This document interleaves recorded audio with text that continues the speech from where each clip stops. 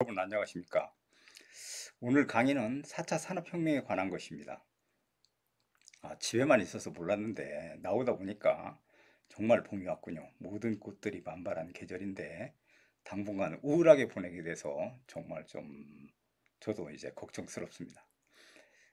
지난번 촬영에서 여러분 이제 저와 동영상으로 이제 대면을 했는데 제가 이제 그것을 다시 보면서 정말 놀랐습니다.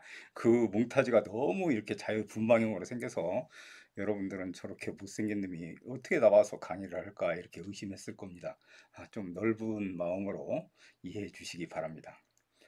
오늘 강의에서는 4차 산업혁명에 관한 것들을 주로 얘기하고, 그 다음에 혁명이란 무엇인지 이제 그걸 갖다 설명하고, 그 다음에 이제 4차 산업혁명에서 와가지고 어떻게 이제 그런 것들을 맞이하고, 그런 시대는 어떤 변화와 움직임이 있는지, 그러는 것들을 다양한 방식에서 이제 설명해 볼 생각인데요.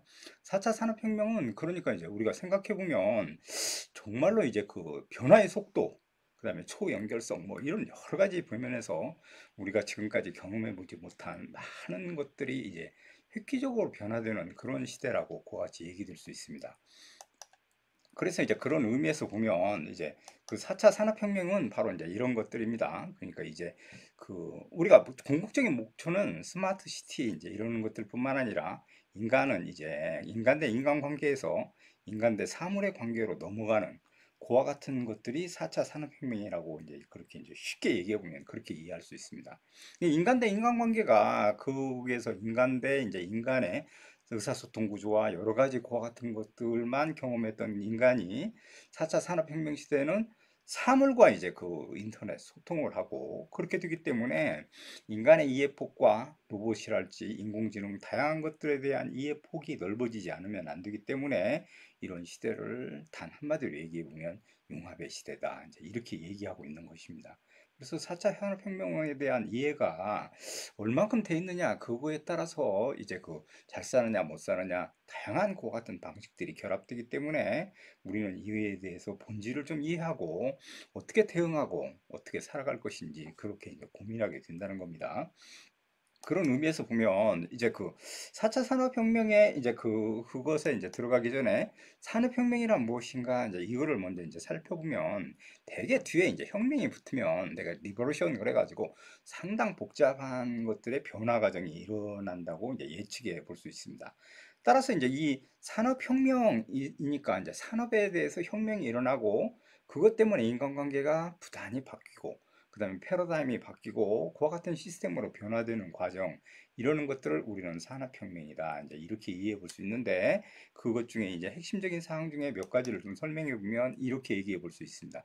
실제로 산업혁명이란 이제 전반적인 그런 얘기들을 해보면 18세기 영국에서 이제 시작된 건데 그때 처음으로 인간은 힘에 의한 노동에서부터 동력을 이용한 그런 그것들이 이제 바뀌기 시작한다. 이제 이렇게 이제 얘기해 볼 수 있습니다. 그러니까 이제 패러다임의 변화는 기술이 발달하고 그 기술로 인해서 인간관계가 변화되는 이런 과정을 그와 같이 이제 반복하게 되는데 이러는 것들을 우리가 산업혁명이라고 이제 얘기한다는 겁니다.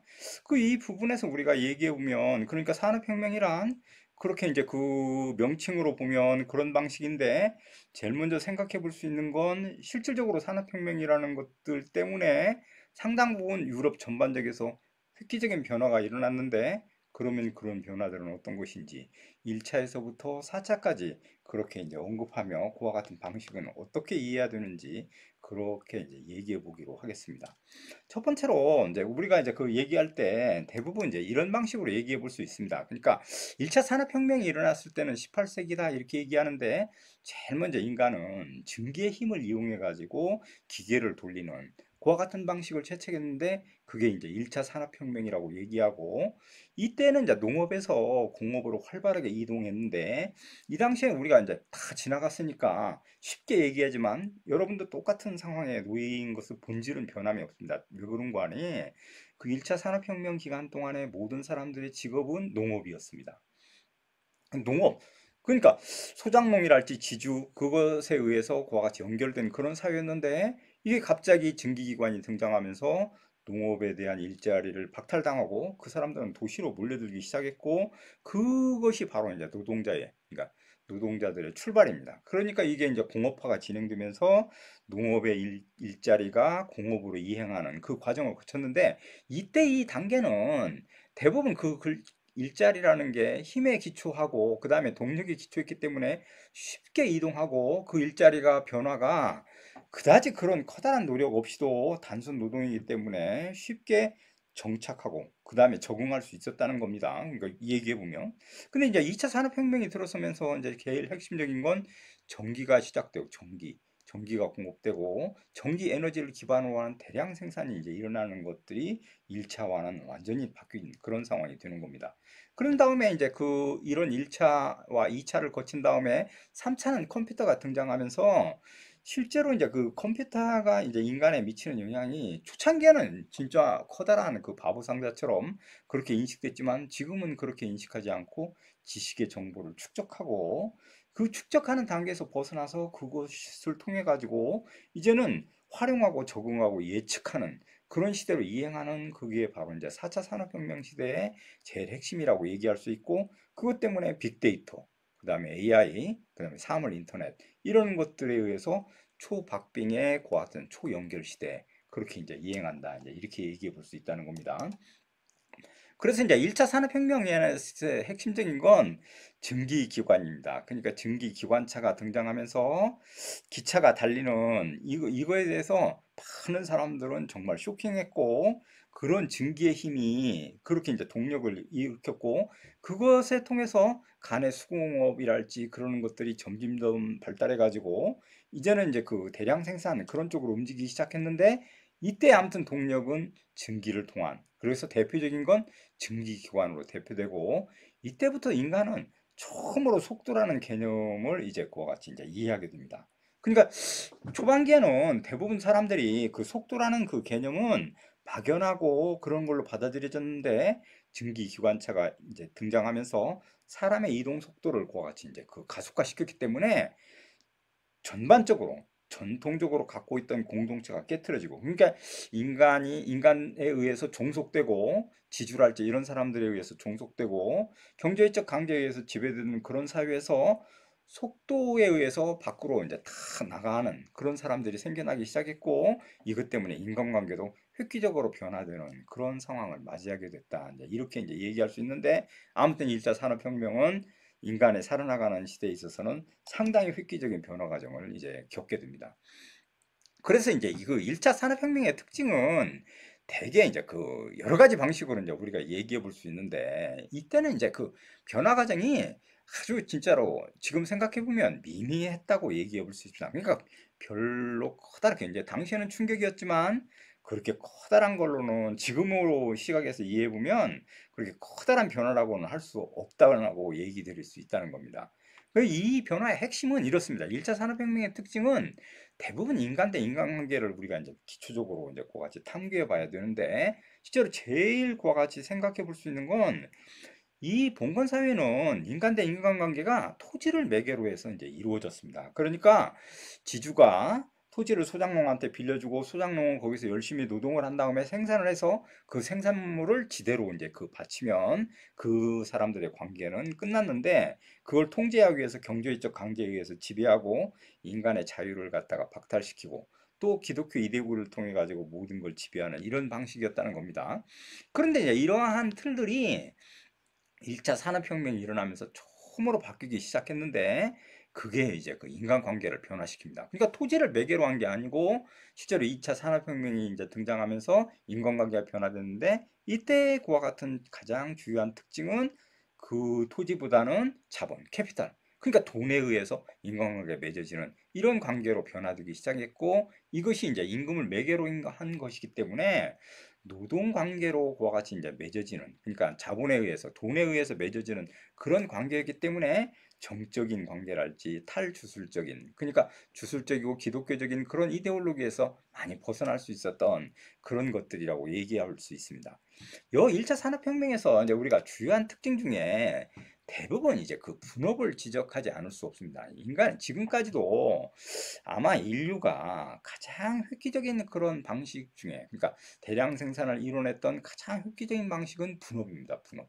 그러니까 여기 이제 그 PPT에서 보여지듯이 실제로 이제 우리가 반지를 생산한다고 한번 가정을 해보면 한 사람이 하루 동안에 그 반지를 우리가 생산할 때 저렇게 한 4개 정도를 생산할 수 있습니다. 그러니까 그거를 그 녹여서 불에다 해서 주저 틀에 부어가지고 그걸 꺼낸 다음에 저걸로 망치로 두드려서 둥그랗게 하고 그거를 누웠다 가공해서 그렇게 해서 한 4개 정도를 만들어낸다. 이제 이렇게 됐는데 이게 가장 전통적이고 간의 수공업적인 특징이었는데 이걸 나눠서 해보자 하는 그런 사고를 이제 처음으로 창의적으로 했다는 겁니다. 그 창의적 사고가 별게 아니고 지금까지 있었던 것들을 좀 더 효율적으로 어떻게 생산적으로 할 것인가 그런 고민들이 투영된 건데 이때 어떻게 했는 거니 풀무질을 해서 쇳물을 녹이는 사람은 그거 쇳물을 계속해서 녹이고 그 다음에 그거 주저 틀에 부어가지고 둥그렇게 만드는 작업 그거 하는 사람 그 다음에 이걸 가공해가지고 그같이 하는 사람 이렇게 나눠서 해보니까 실제로 하루 동안에 40개 이상을 생산하는 놀라운 효과를 보이게 됐다는 겁니다. 이게 바로 대량 생산의 그와 같은 출발점이고 어떤 일을 할 때 나눠서 한다는 게 얼마나 획기적인가 하는 그런 원리를 인간은 최초로 깨닫기 시작했고 이걸 통해 가지고 정말로 모든 생산 방식과 이런 것들이 바뀌기 시작했다. 이제 이렇게 얘기해 볼 수 있다는 겁니다. 그 이게 이제 그 동영상 강의다 보니까 그 다른 얘기는 못하고 계속해서 이렇게 막 강의만 하게 돼서 일반적으로 여러 가지 얘기들을 자연스럽게 이렇게 펼쳐져야 되는데 그런 거는 제대로 전달되지 못하는 것 같습니다. 이게 이제 그 강의의 한계점인데 그 이제 저야 뭐 강의를 오래 해가지고 이제 그 마지막 단계에 있는 사람이기 때문에 진짜 이 강의는 이건 뭐 그 강의의 외적인 얘기지만 실제로 이제 앞으로는 이 교수 사회를 우리가 얘기해 보면 이렇게 많은 교수가 필요하지 않는 사회로 이제 이행하고 있습니다. 이 중에 이제 강의를 잘하는 한 사람만 있으면 그 사람의 강의를 들으면 되는 겁니다. 그러니까 이거는 이제 실험 단계 우리가 이제 이 코로나 때문에 여러 가지 변화를 겪게 될 건데 교육에서는 그런 변화가 이루어질 것 같습니다. 뭐 이거 아웃사이드의 얘기였고 이제 분업의 얘기를 좀 더 그 설정돼서 얘기해 보면 노동 생산성 향상이 됐다는 겁니다. 그러니까 이제 기능 숙달하고 작업의 요령이 생기고 이렇게 되니까 그게 이제 하는 사람에 따라서 그 일만 계속해서 보니까 전문화가 이루어질 수 있는 그런 놀라운 거 같은 것들이 생산됐고 그다음에 이제 생산비가 절감됩니다. 그러니까 한 사람이 앞에서 얘기했던 그 반지를 아주 잘 만드는 사람이었는데 그 사람이 하는 그 작업을 처음부터 4개밖에 생산 못 했는데 이때는 정말로 그 구부리고 불을 갖다가 풍물을 돌려서 하는 사람 이런 사람들은 그렇게 뭐 돈을 많이 요구하는 사람은 아니었을 겁니다. 그래서 일반 사람을 그와 같이 채용하기 시작했는데 이게 비숙련공을 채용하니까 어떻게 되는 거니? 생산비가 절감된다. 이제 이렇게 얘기할 수 있고 앞에서 지적한 것처럼 대량 생산 체제가 일어났습니다. 이게 이제 분업의 가장 커다란 장점입니다. 이랬을 때 이제 1차 산업혁명은 대부분 이것 때문에 이제 그러니까 간단하게 우리가 얘기해 보면 어떤 사건이 일어났을 때는 그게 이제 효율적이고 장점인 부분이 있는가 하면 반대급부로 이제 그 단점인 부분이 있게 마련입니다. 모든 일들이. 그랬을 때 이제 그 앞에서 얘기했던 정말 산업혁명의 어두운 그림자가 그렇게 다가오기 시작했는데 이때 가장 우리가 지적해 보는 건 제가 그 지난번에 그 막스 얘기할 때 그런 얘기들을 했는데 영국의 이 리버풀에 있었던 이와 같은 사건들을 보면 여기 PPT의 그림에 등장하듯이 아주 어린 그 나이의 노동자들이 그 현장에 나가서 일을 하지 않으면 안 됐다고 그럽니다. 저도 이제 자료를 찾아보다가 이번에 깜짝 놀랐는데 장시간 노동한다는 건 14시간에서 15시간 정도 이제 일했다고 합니다. 근데 놀라운 건 이 리버풀 노동자들의 평균 수명입니다. 그러니까 대개 15세에서 19세까지 살다가 죽었다는 거예요. 영양실조와 가혹한 이런 열악한 환경 조건 때문에 오랫동안 살지 못했다고 해서 저도 충격을 받았습니다. 그러니까 이제 정말 와 얼마 살지 못하고 바로 이제 좀 살려고 하면 저 세상으로 갈 수밖에 없는 그런 구조가 바로 산업혁명의 어두운 그림자다. 이제 이렇게 얘기해 볼 수 있다는 겁니다. 참고로 이제 우리가 조금만 더 얘기해 보면 1930년대 우리나라 그 일제 강점기 시대 때인데 평균 수명이 42.6세였습니다. 그러니까 이게 한 마을에 60세 살면 이게 이제 환갑이라고 이제 우리가 많이 얘기했는데 그건 진짜로 오래 사는 겁니다. 그러니까 42세 정도 살면 그 요단강을 건너가는데 60세까지 살았다. 그래서 그걸 기념해 가지고 환갑잔치를 크게 할 수밖에 없는 그런 구조를 가졌다. 이제 이렇게 얘기해요. 따라서 그 생산과 그 노동과 인간의 수명 이러는 것들은 상당히 상관관계를 갖고 있는데 이때 열악한 노동 조건 때문에 오래 살지 못하고 15세에서 19세 사이에 죽을 수밖에 없는 그런 구조를 갖고 있었다. 그러니까 이런 여러 가지 불합리성을 사람들은 받아들이지 못했기 때문에 이제는 그 기계 파괴 운동이라고 해서 러나이트 운동이라는 그런 운동이 대대적으로 일어나고 기계를 파괴하는 그러한 상황에 봉착하게 됩니다. 근데 우리가 이제 간단하게 생각해 보면 실제로 이제 그 기계를 이제 부순다. 그러니까 기계를 부술 수밖에 없는 그 분노가 폭발했기 때문에 그럴 수밖에 없었을 겁니다. 그런데 우리가 이제 그 본질을 생각해 보면 기계를 부숴서 이 문제를 해결할 수가 없는 겁니다. 그렇지 않습니까? 기계를 부신다고 해서 그게 본질이 해결되는 건 아니었을 겁니다. 따라서 1차 산업혁명에서 그런 단점을 보완하기 위해서 이런 많은 노력들을 했지만 실제로는 그거를 기계를 부수는 그와 같은 상황까지 가게 됐는데 그것이 그 본질의 문제점, 본연의 문제점을 해결하지는 못하는 그런 상황이었다. 이제 이렇게 얘기해 볼 수 있습니다. 그래서 이제 그 다음에 이동한 게 이제 2차 산업혁명에 이제 그와 같이 해당되는데 이때 이제 2차 산업은 전기 동력입니다. 그러니까 이제 쉽게 얘기해 보면 그 전기 동력이고 이 동력 장치를 이용해 가지고 이제 그 바뀌기 시작하는데 증기기관이 어떤 에너지를 고점까지 올리는데 한계를 지녔고 항상성이라고 그래서 계속 지속적으로 그게 이제 그와 같이 보급돼야 되는데 그런 부분에서 한계가 있었는데 전기는 그러는 것들을 확연히 그와 같이 줄였을 뿐만 아니라 그런 대부분의 문제를 해결하는 놀라운 과정을 가져옵니다. 이 전기의 발명은 인간에 있어서 그 3대 발명에 제가 어느 책을 읽었는데 그렇게 이제 그 받아들일 수 있다는 겁니다. 정말 이게 이제 획기적인 발견이었습니다. 이걸 통해 가지고 인간은 그 밤에 그러니까 어두움을 갖다가 극복하는 그런 것들이었고 한국의 전기 사정은 세계적으로도 아주 풍요로운 그런 나라에 속하기 때문에 상당 부분 이 문제를 해결했는데 제가 인공사진을 보니까 북한은 완전히 그 컴컴한 어두움 속에 있는데 한국의 남한은 불빛에 이렇게 휩싸여 있는 그런 인공사진을 본 적이 있습니다. 그러니까 전기는 지금 생활에 있어서 아주 필수적인 걸로 됐지만 실제로 당시대 전기에 대한 것들은 교류와 직류 이것 때문에 의견이 분분했고 이걸 발전하는 시키는 데 있어서 많은 연구가들이 여기에 달라붙어서 지금의 그와 같은 전기 산업을 이루어냈는데 이게 이제 그렇게 해서 이제 중요하다는 겁니다. 전기를 이제 이렇게 기계를 돌리는데 결정적인 역할을 하게 됐고 그 부분이 이제 2차 산업혁명의 핵심입니다. 그러니까 이제 이때 2차 산업이라는 건